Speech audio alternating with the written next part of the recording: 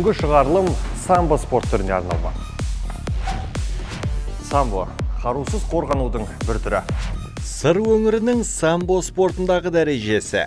Қазіргі таңда Қызылорда облысы Қазақстан Республикасы чемпионаттарында командалық есепте бірінші орын мен үшінші орынның төңірегінде жүр. Одан түскен жоқ төмен әлі. Біздің өңір ғой. Біздің Қызылорда облысы. Бұл спорт түріне жастардың қызығушылығы қандай? Самбоға қызығушылығы артып келеді жыл сайын.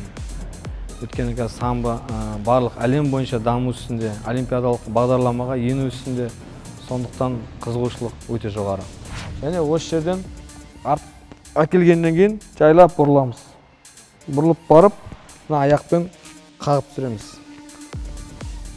1, 2.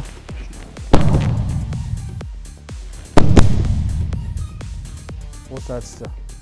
Осы әдісті қайталап көрейік. Жақсы.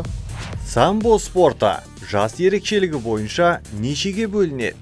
Кіші жас өспірімдер, одан кейін жас өспірімдер, жастар, ересектер бөлінеді. Жас ерекшеліктері? 4 жас ерекшелігі бар ол бізде.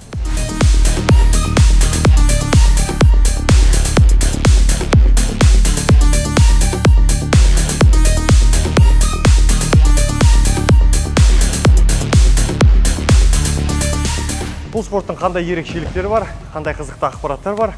Бұл туралы білгіңіз келсе, сәрсенбі сайын біздің бағдарламаны жіберіп алмаңыз.